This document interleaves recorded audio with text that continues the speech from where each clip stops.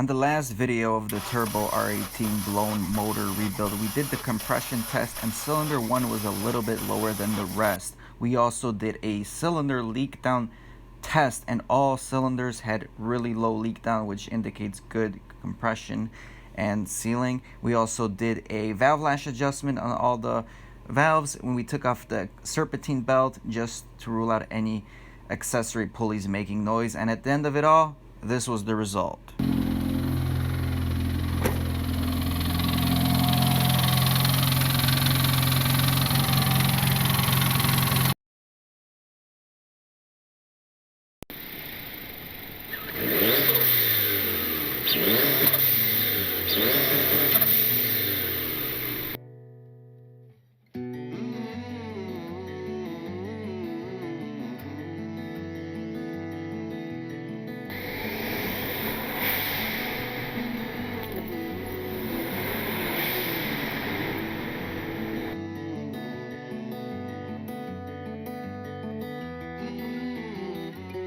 You can tell the torque right away, man. By one gear, you're already car length and fucking pulling, man. And I'm same start and everything, you know what I mean? Very nice. Sounds fucking sick, dude.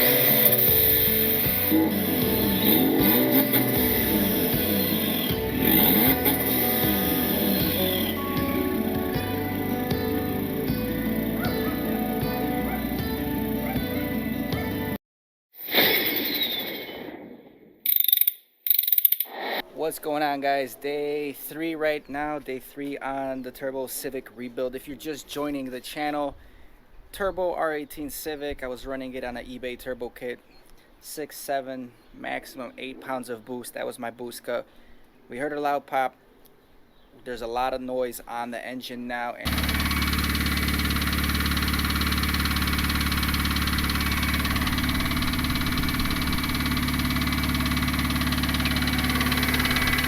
it's knocking. So we ran all the compression tests as you guys saw from the previous videos. We did a compression test, we did a leak down test, we disconnected the serpentine belt to rule out any noises, and it was still knocking. So I'm pretty certain it's rod knock at this point in the bottom end from my non-professional mechanical experience. So let me show you what I'm doing right now and what the plan is for today. So right now we took off the alternator already. A couple bolts. There's one bolt on the side here, one bolt right here, and one bolt right over here, and it comes off after you disconnect a couple of the wires from the wiring harness that go to the alternator right over here, which gives us access to a couple bolts on the AC compressor. So there's 2 bolts, one here, one there, and then once we can pull back the compressor, we got a bracket with 2 bolts over there that we have to remove. Initially, when I did the turbo install, I did not drop my oil pan. I just tapped into it, which isn't the best and the smartest idea, but you know, there's a lot more work that comes to removing the oil pan. So we took off a plate that was here on 3 bolts. We did 2 bolts over here. We loosened all the bolts that are on the oil pan. So 1, 2, 3, 4, 5, 6. There's a secret one here. 7. Oh, there's actually another one I missed. So that would be 8, 9, 10. There's 2 bolts up there, which would have been 10, 11. and then there's these 2 bolts here that you have to remove as well. And yeah, that's what we're doing right now. We also removed the S pipe right over here, and the exhaust dropped, so we had to take the exhaust off to some point. And there was this bracket with 6 or 5 bolts that hold the torque mount, which has 3 bolts. We removed all that. Luckily everything came out okay. So the next step is I'm going to drain the oil pan. I'm going to drain the oil into a clean bucket so we can check for metallic shavings and whatnot, and we're going to try to finesse this AC compressor bracket off, because I've heard people having the most problems with that. It's very tight clearances here, very hard to get around, and if I strip any of these bolts, it's pretty much game over. We'll have to do a lot more work to get in there. So crossing my fingers that comes off smooth. We can drop the oil pan today. We can possibly diagnose rod knock today, and if that's the case, I have an idea already, but I'm not going to tell you guys that yet. I'll tell you once we get to that point. So cross your fingers and let's keep going. Alright guys, got the pretty much AC compressor off. This is the big bracket that holds everything into place. There's just so many bolts and really tight locations, especially with the intercooler piping I have going on here. It's almost impossible. Almost impossible. So once I took that off, there's 2 more bolts on the oil pan that I noticed. One here, one here. I already took the drain line off, and at this point I'm gonna drain the oil, take all these bolts off, and then everything is holding on with a sealer here, Honda Bond most likely. I'm gonna have to pry this open, and we'll go from there. Not terrible, thank God none of these bolts snap, but I've heard people taking out these bolts and these aluminum or whatever bolts, yeah, these bolts snapping. Then this is a nightmare. That's why I avoided it the first time I did the turbo build, and just did it the way I did it. But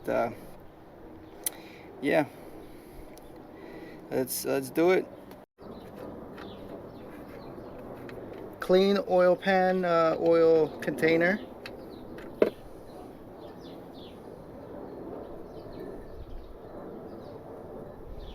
I don't know, oil looks pretty good. I mean, it's only 500 miles on it, but it's pretty black already.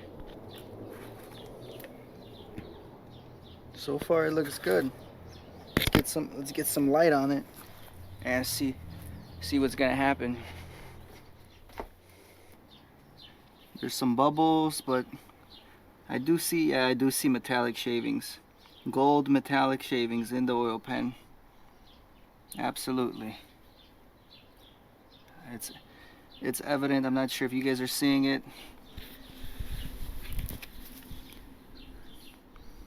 You can kind of see it here by the edge. Oh shit.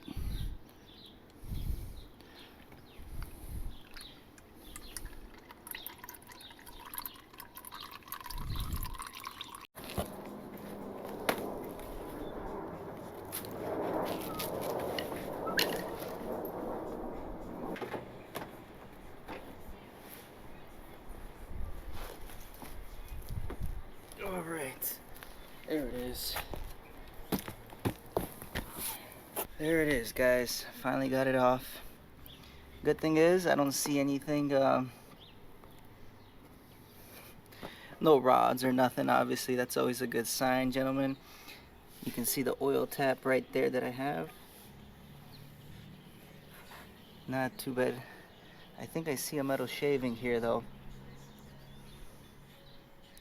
2 metal shavings. Right there, 2 metal shavings. Some metal shavings there too, but again, remember, it could be from the oil tap or it could be something completely different here. I'll show you guys underneath the car right now.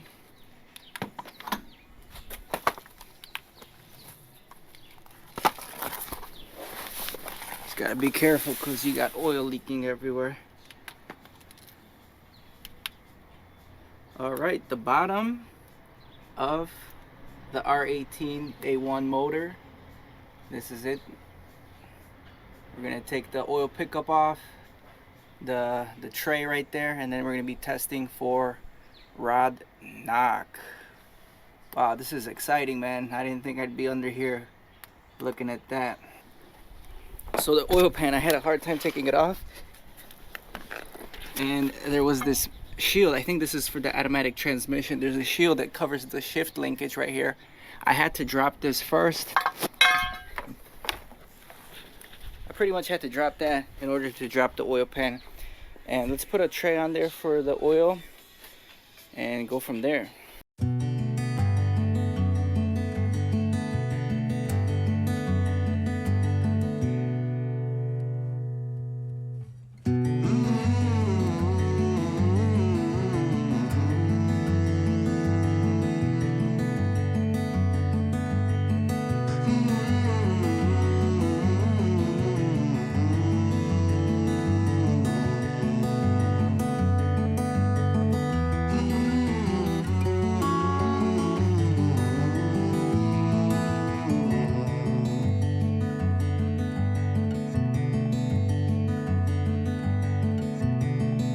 Initial impressions.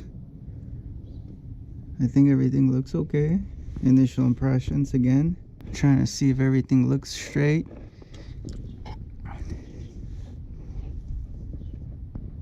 I'm not gonna lie, the rod on one kind of looks bent a little bit.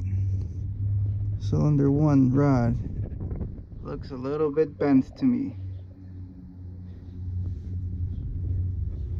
But I don't know, we'll see. We'll rotate the motor a few times, but just glancing at one, it looks bent just slightly. And remember, one had the lower compression.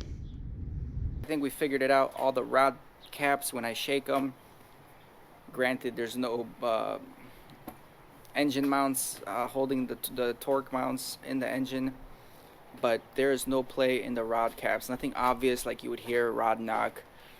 And then I noticed cylinder number one rod right away that it looked not perfectly straight, and you see that discoloration on that rod, probably where all that torque went trying to break that rod.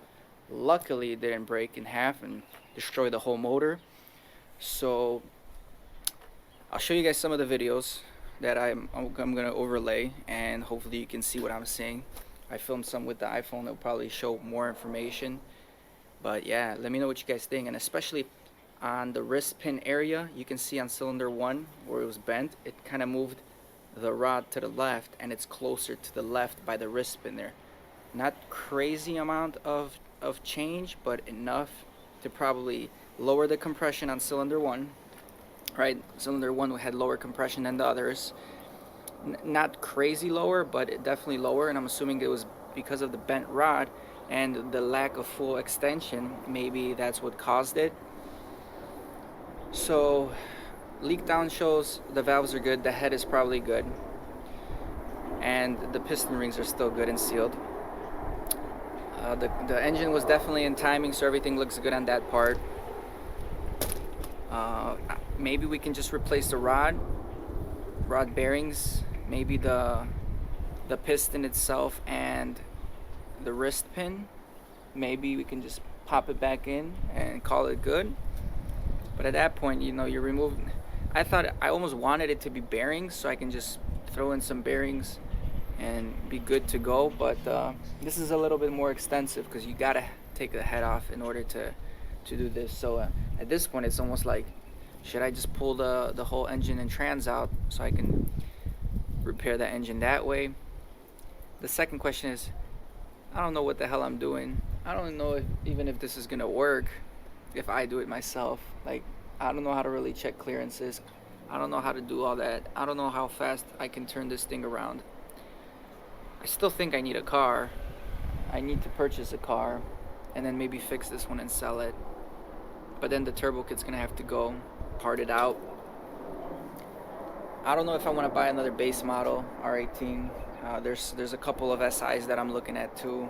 right now, and just in general. I'm also considering some new cars, but I don't really want a new car. This market is just overpriced like crazy.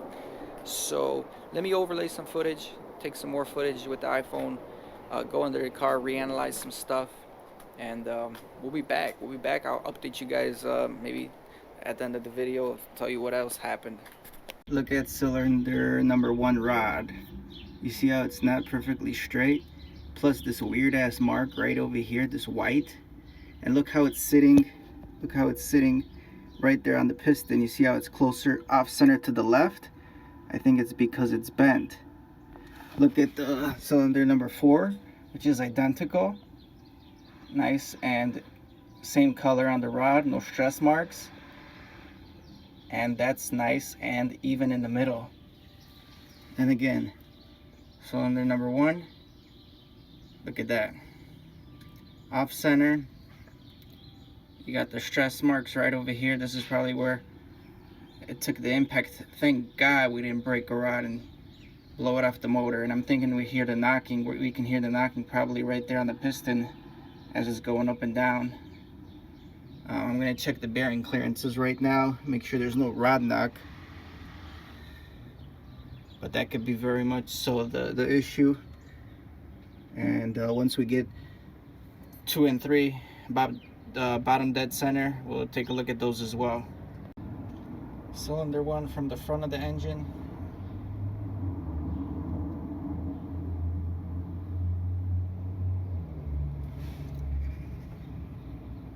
There's the problem. Bent the rod. Cylinder 4, for example, nice and straight. All right, guys. Well, that's a wrap. That is a wrap. I got a lot of the components put in the garage. The car is gonna sit here. I got a bag so it doesn't drip, and so nothing gets really contaminated. And that's it, man. I don't know what the plan is now. I'm gonna go home. I'm gonna jump on eBay, order a overnight piston and rod from a stock R18. Either we can do that, and we can try just changing that rod and piston out, going from there, just replacing the problem area. The other issue, I mean, that's a lot of work, don't get me wrong. Timing chain has to come off, head has to come off, then the new head gasket has to get in, timing belt. At that point, maybe change the timing belt, maybe change the water pump. There's limited access on that engine, on the passenger side there by the engine and all the timing components. So very frustrating. I'm not sure what the plan will be, whether swap a motor, maybe sell it as is. I don't know. And I don't know how fast I can get this done. If it's something like a week or two, maybe I can manage it. But again, never have I ever done anything like this. I have no experience with machine work. I don't know if there's even a machine shop by me. I have no idea. And obviously we want to keep things budget. So, you know, maybe just a used motor with some kind of warranty will be more budget and better option than getting into the nitty-gritty inside an engine. So we'll see. I'm really happy I found the problem first. That was the most evident thing. Other than that, man, the rod, like I was saying before the GoPro shut off, tiny bit of metal shavings, just the hair that we noticed on the top of the head when we took the valve cover off, and just a tiny bit when we poured the oil out. I haven't really spun it around or anything, but we'll know more if we take the rod cap off the bearing and see the rod or the bearing. Sorry guys, I'm messing up my words. I'm tired. This is my third day straight working on this after work. But progress is progress, and we'll go from there. Thanks everyone for watching all these videos. I appreciate it, man. I wouldn't have done this if it wasn't for all your support that I get from you guys, whether it's on YouTube or Instagram. I appreciate it, man. If anyone wants to help out for the project, man, I'm gonna have my Venmo or PayPal listed down below. If you guys want to donate anything for the cause, I would appreciate it, man. I don't have any merch line or anything I'm selling, maybe in the future, but man, any dollar will count right now just to get this thing going and back on the road. So on that note, thanks for watching, appreciate it. Bully Kids checking out. Peace. I ain't here for the money, I ain't here for the fame. Though it might be nice to own a jet plane, I'ma do it all for you. Come along and see it's true, but the world is pretty cold. You might need a sweater too. I'ma put a ride on ya. Kid from California, trying to make it in life. In school they never taught ya. Dreams of my own, I've been